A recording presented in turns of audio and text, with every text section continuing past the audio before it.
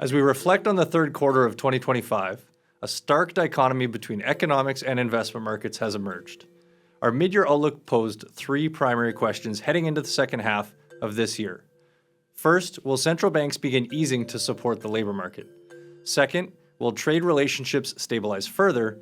And most importantly, can corporate earnings continue to outpace a slowing economic backdrop? Now, let's start with the interest rate. Canada's job market has clearly cooled, showing back-to-back employment losses in July and August. That pushed the unemployment rate up from about 6.6% at the start of the year to 7.1% today. South of the border, the US experienced a similar pattern, a dip in June, followed by a modest job gains in both July and August, with unemployment edging up higher from 4% just to 4.3%.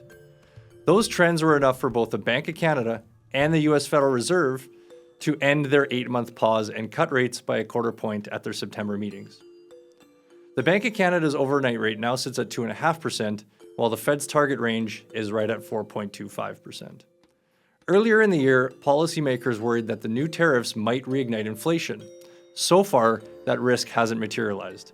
US inflation is holding near 3%, and Canada's continues to ease toward the 2% target. Now, all in all, this data suggests a cooling economy and stabilized inflation. This gives central banks more room to continue easing financial conditions. Now let's step into the global trade landscape. Since Liberation Day back in April, when President Trump really brought down the hammer, we have seen some signs of adjustment. There's been pockets of recovery, exporters adapting, certain negotiations resuming, but the overlay of trade policy risk, unresolved tariffs, and geopolitical tension means global trade relationships are still in flux. Think of it like this. Back in April, the earthquake hit. Now, the tremors are still being felt.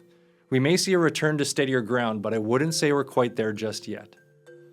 The trajectory of company profits, referred to in our industry as corporate earnings, are the most important driver of investment markets. Heading into Q2, US earnings came in strong, with a blended year-over-year earnings growth clocking in at 11.8%.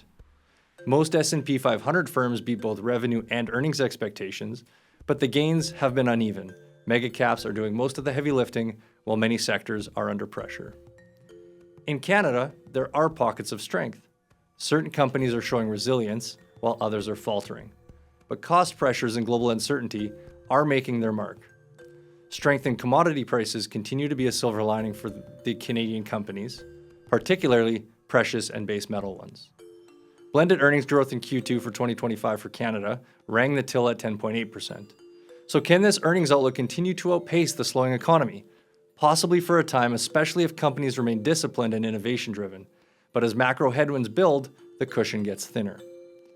Now, although investors continue to grapple with this dichotomy of a sluggish economic data and strong earnings growth, it has created an environment where active investment management and careful company selection matters most. This is an environment in which Matco's investment process does excel. So with that, let's turn to the performance of Matco's investment platform year to date. Matco's Diversified Income Fund is up 3.5%. Matco's Balanced Fund is up 12.8%. Matco's Global Equity Fund is up 12.5%. Our Canadian Equity Income Fund up 22.8%, while Matco's Opportunities Fund is up 33%. We're thrilled with how we've been able to execute our investment process within this challenging political and economic environment. Now, we've covered a decent amount of ground, so let's briefly recap. First, central banks have resumed their rate cutting cycles, and we do expect them to cut further in the coming quarters. The labor market is weakening, enough for them to shift their focus away from inflation in favor of supporting job creation. Second, trade relations have improved since Liberation Day when the earthquake hit. Reverberations continue, but companies have shown enough flexibility to help manage through them well. Third, corporate earnings continue to defy gravity, remaining resilient in the face of healthy but softening economic backdrop. For Matco's investment strategies and your investment portfolio, here's what this all means. The foundation of Matco's investment process and philosophy is GARP. What that means is growth at a reasonable price. The reasonable price aspect means we're never willing to overpay for the company's growth profile and the companies that we invest in. In this environment, we're even more focused than ever on valuation risk, ensuring we're paying the right price when identifying opportunities and selecting companies for our strategies. Now, our approach doesn't chase trends. It focuses on valuations, long-term fundamentals, proper diversification.